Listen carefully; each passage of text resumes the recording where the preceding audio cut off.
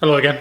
So due to an incredible amount of requests that I got following a previous video that I made showing the guideline modifications that I made to my big Agnes Tiger Wall UL2 tent, I am making this video to show exactly what I did to make those guideline modifications. I originally did not think that people would want an in-depth video on how I made these modifications, which is why I made the other video just kind of showing what the modifications were, how they worked, and how I liked them in practical use.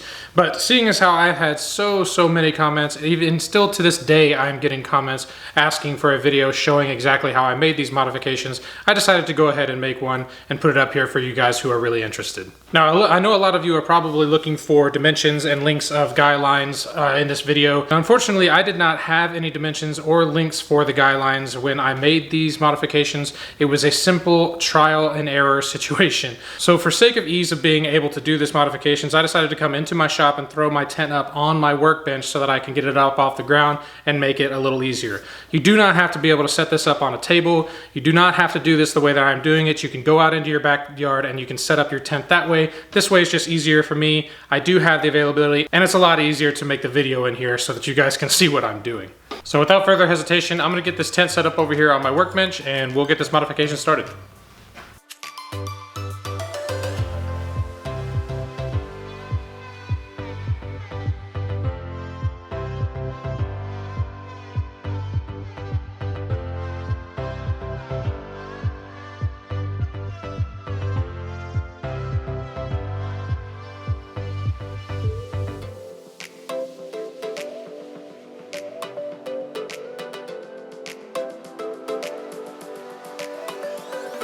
So the first thing you have to do is get rid of the manufacturer's guidelines.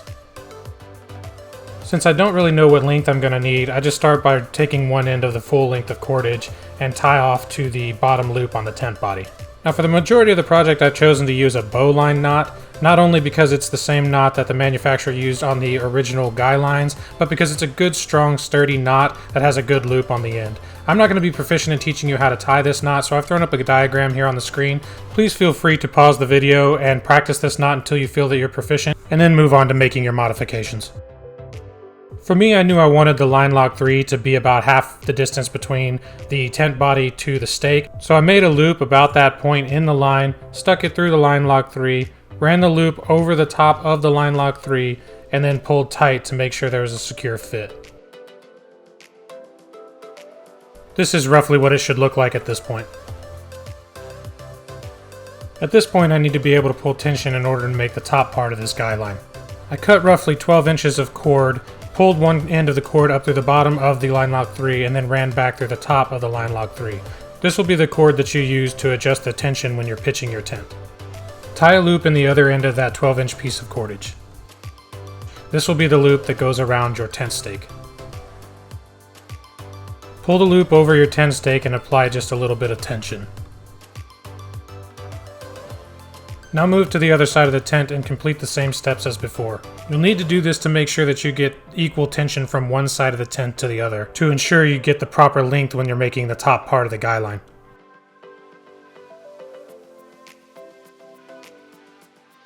After finishing this step, you should be able to get a general idea of how much more cordage you'll need to finish this Guyline. So making sure you leave yourself enough line to tie your next bowline knot, you can now trim your line from the roll. Now that you can pull even tension, you can finish the Guyline. Using the free end of the Guyline, pull tension on the bathtub of the tent until it's perpendicular with the ground and clamp it in place. Now you can release the tension and the clamp will hold your loop in place while you tie your bowline knot.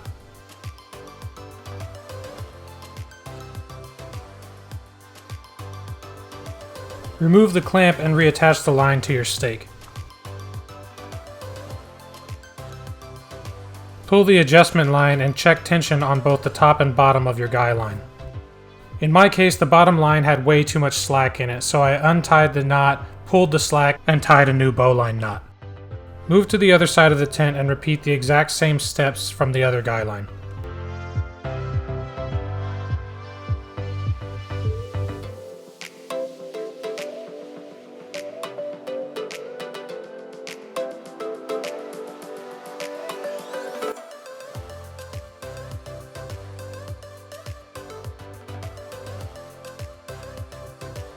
In my case, I had the same problem as with the other side, and the bottom line was too loose. However, it's still a simple fix by untying the bowline knot, pulling the slack out of the bottom line, and retying a new bowline knot.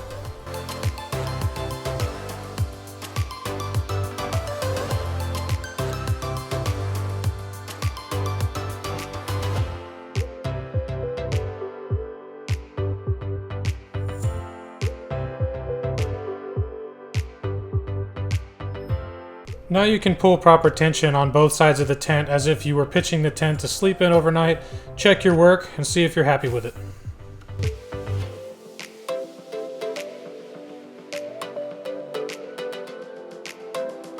Once I was satisfied with the tension on both sides of the tent, I went around and trimmed all the excess line and burned all the ends to help keep it from fraying. So now that the guy lines on the main body are completed, I can go ahead and throw the Rainfly on the tent and start working on the guy line modifications to the Rainfly.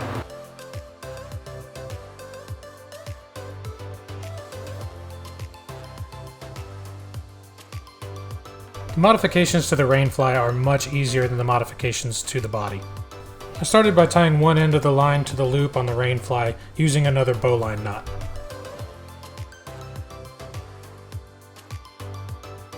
In order to give myself a good length for adjustment on the Rainfly, I just gave myself enough room to make a loop and add the lineloc 3 into the line using the same method as before.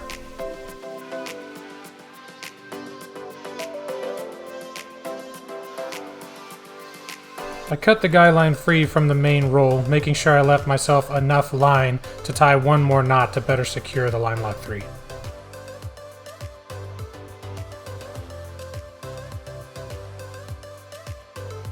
Once I was happy with it, I trimmed the excess and burned the end.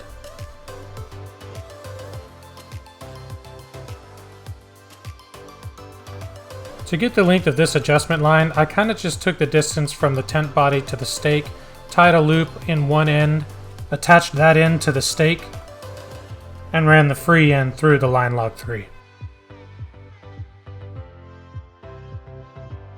Now you can pull the adjustment line and check the tension on your Rainfly.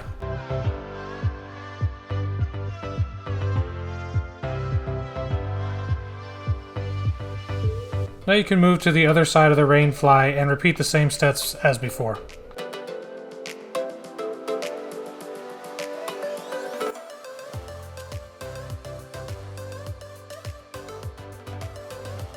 Trim and burn the excess line, and the modifications to your Rainfly guy lines are complete.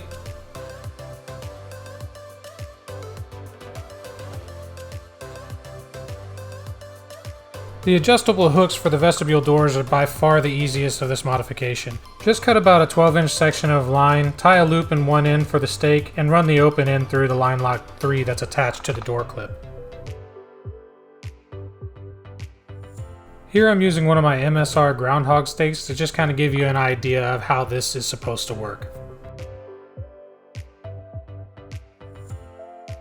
Not only is it amazing to be able to adjust perfect tension on your vestibule doors no matter what the condition of your terrain, it's also incredibly convenient to be able to remove and open either vestibule door without having to fight the stake, and then be able to reapply proper tension to the vestibule door that stays open.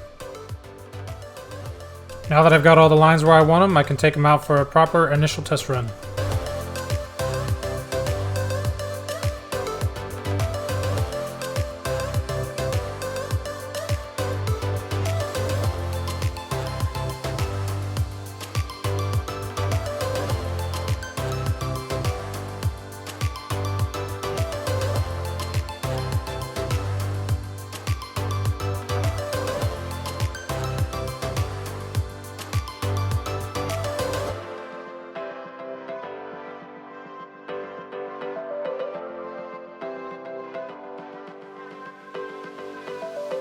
So I hope all of that information wasn't terribly unclear, and I hope I was able to answer some of the questions that you guys have been having about how I made the modifications to my tent.